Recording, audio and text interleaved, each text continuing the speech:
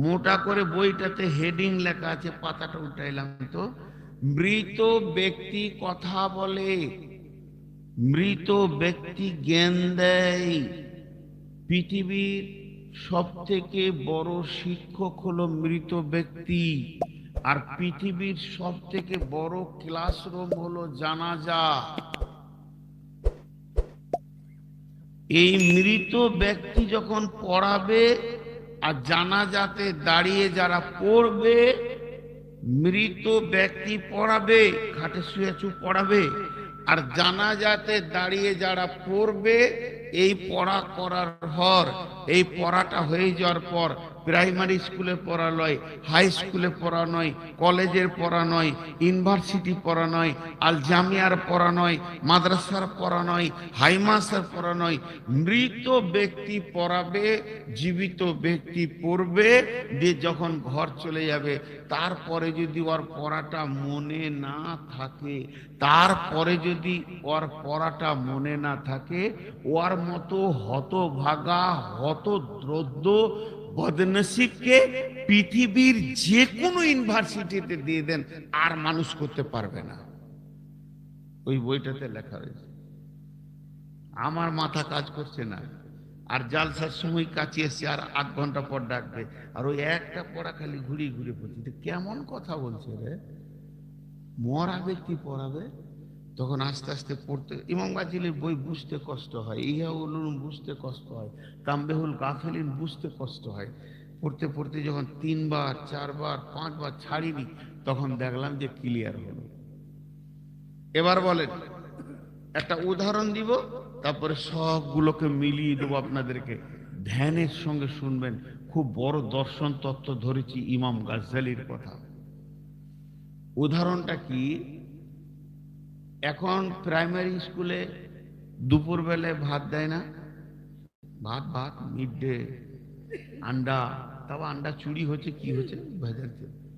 আমাদের জামানায় যেটা ছিল, আজ থেকে 45-47 বছর আগে, তখন প্রাইমারি স্কুলে দেয়া হতো কেক রুটি। মনে আছে কারো? আছে না?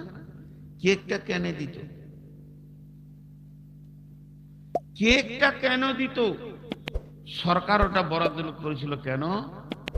ঠিক স্কুল টাইম হলে গোসল করতাম, স্কুল যেতে হবে, এমন করে মিনিস্টার সাজতাম, পেন্টুল ফেন্টুল পরে, জামা পরে, আর সেই ছোট্ট মতো একটা বই বগলে নিয়ে হাঁটন দিলাম।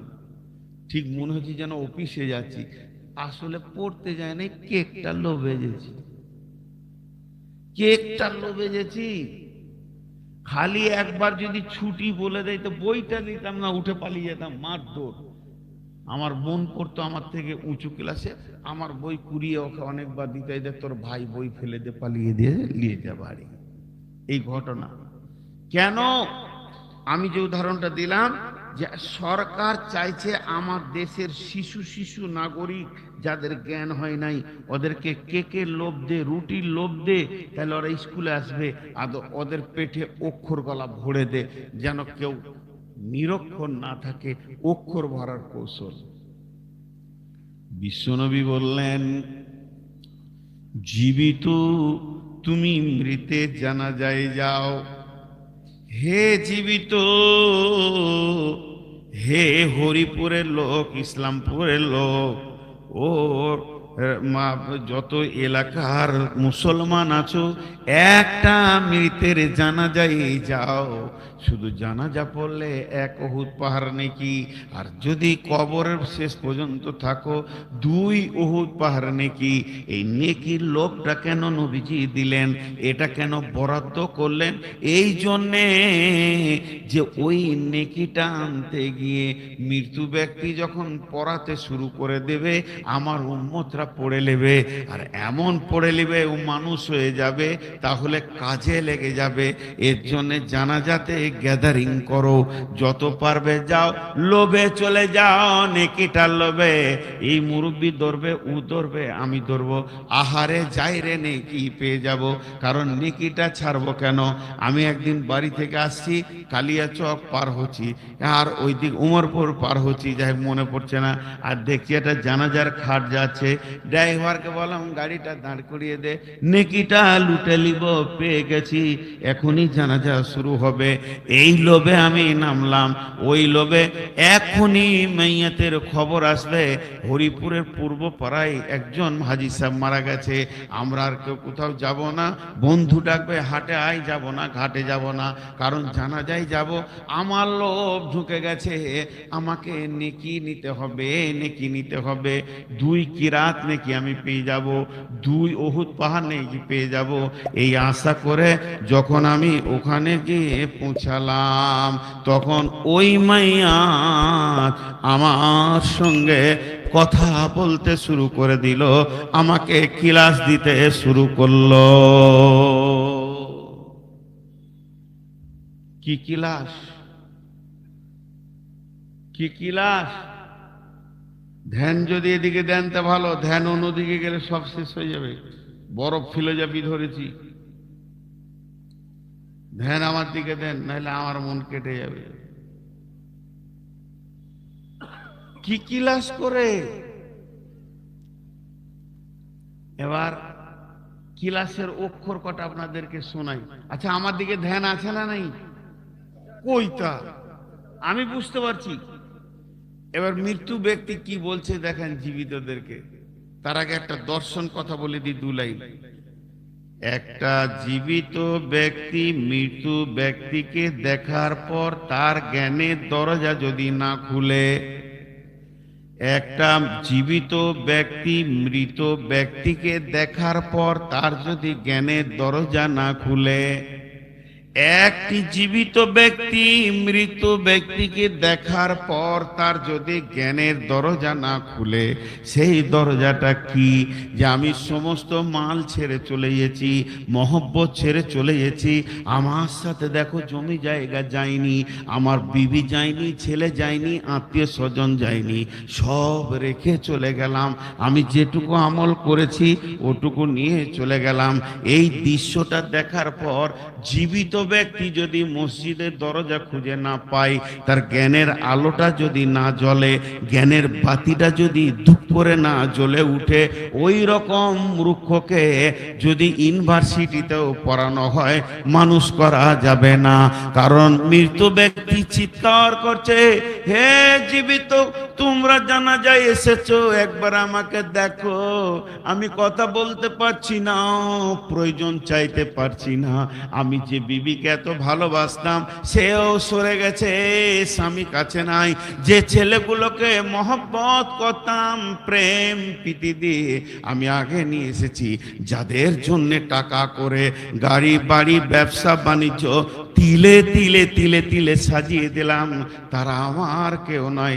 দেখো আমার হাতে কিছুই নাই, আমি খালি হাতে ধীরে ধীরে ধীরে ধীরে মাটির নিচে চলে গেলাম, আমার হাত খালি, আমার পা খালি, আমি মাটির নিচে চলে গেলাম।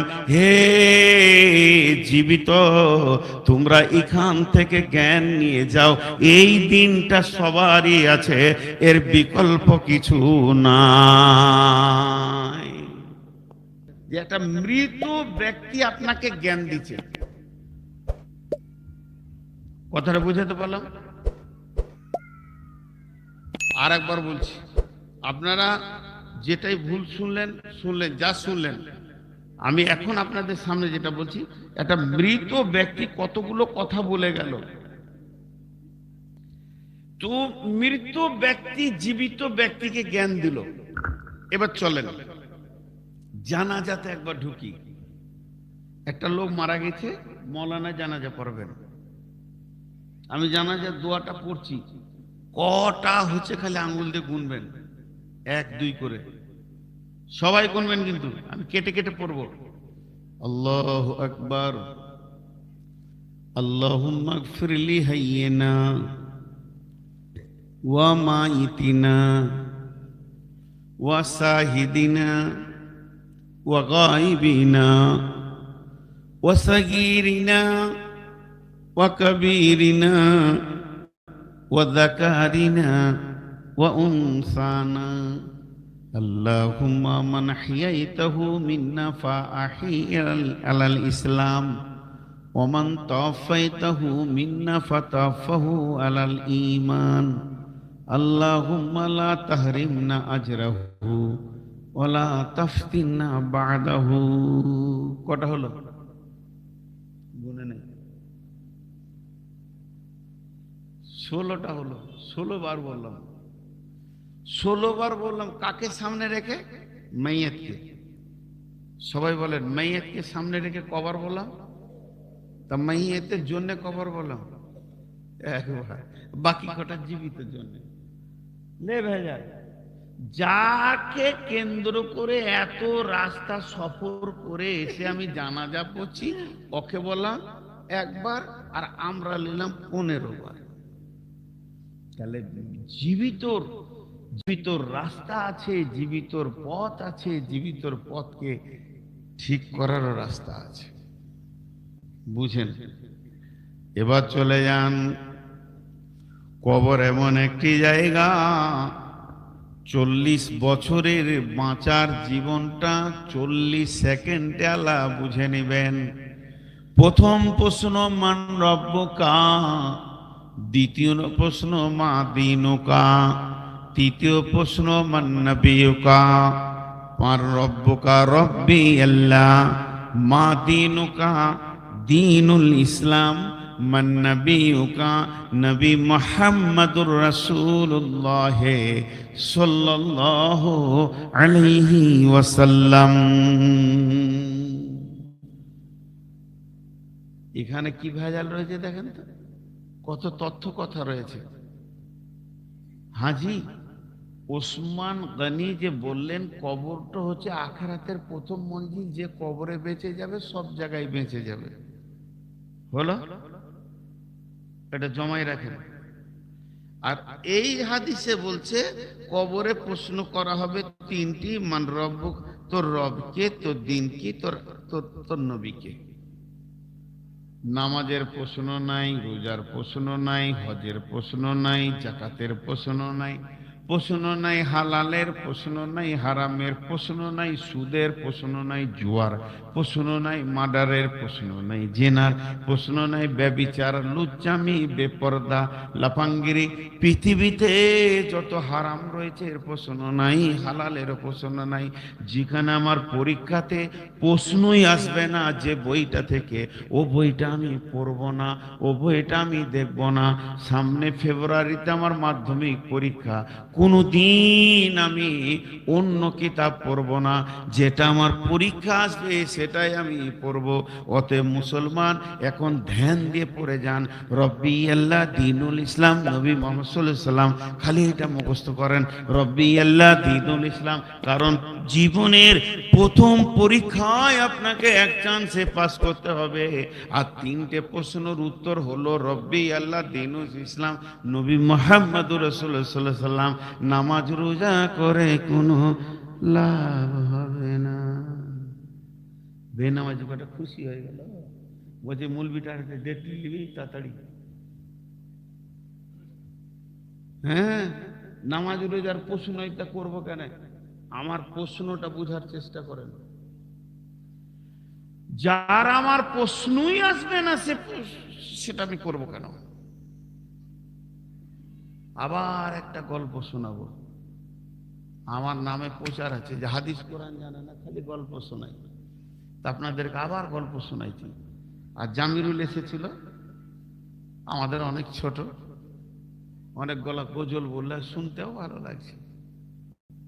ছেলে মানুষ গলা, আমিও বলেছি ছোটকালে, এখন আর হয় না। কিন্তু আমার প্রশ্নটা আপনারা বুঝেন, প্রশ্ন বুঝলে উত্তর বুঝতে পারবেন। প্রশ্নটাই যদি না বুঝেন তাহলে উত্তর বুঝবেন না। যে আমার কবরে তো নামাজ রোজার প্রশ্ন আসছে, তো নামাজ রোজা করে কি করবো? বেনামাজি কটা আরো নামাজ ছেড়ে দিলে দেখে লেগা। একজনের গরু ঢুকে গেছে মসজিদে, ইমাম সাহেব বলছে কার গরু রে? লম্বা লম্বা সিং, আর ইমাম সাহেব বুড়া মানুষ মসজিদের এক কোণে লুকিয়ে আছে, তোর গরু লে যা। যার গরু সে বলছে ইমাম সাহেব আপনার হুঁশ আছে? আপনি একটা আলেম মানুষ, চিল্লাইছেন কেন? বলছে গরু সিং দেখে ভয় লাগছে। আপনারও তো হুঁশ কম, ও গরু মসজিদ ঢুকেছে, আমি কোনোদিন ঢুকি? অহংকারের সত্য বলছে, আমাকে কোনোদিন মসজিদে দেখেছেন? বেনামাজি কত খোশ। উত্তরগুলো নেন। তিনটে প্রশ্নের উত্তর কি করে দিবেন? তিনটে প্রশ্নের উত্তর করে কি দিবেন? দেখেন, পৃথিবীর সব থেকে বড় সাবজেক্টের নাম হলো রব। জোরে বলেন কি? রব, আল্লাহর পরিচয়। এর উপরে কোনো সাবজেক্টই নেই। এটা রাসূলুল্লাহ সাল্লাম যে ক্লিয়ার করিয়ে দিতে পারবে তাও নাই। শুনে খারাপ লাগবে, তাহলে রাসূলুল্লাহ সাল্লাম তো সবই শিখিয়ে গেছেন। তিনাকে একত্ববাদের, বহুত্ববাদ ভেঙে একত্ববাদের মেসেঞ্জার মানে প্রফেসর করে পাঠানো হয়েছিল। তিনি একত্ববাদের, তৌহিদবাদের মেন শিক্ষা দিয়েছেন। কিন্তু তার থেকেও ভালো শিক্ষা কে দেবেন? আল্লাহ। তার থেকে ভালো শিক্ষককে, রাসূলুল্লাহ সাল্লাম থেকে ভালো শিক্ষককে? আল্লাহর নাম নিতে অসুবিধা আছে? জোরে বলেন আল্লাহ।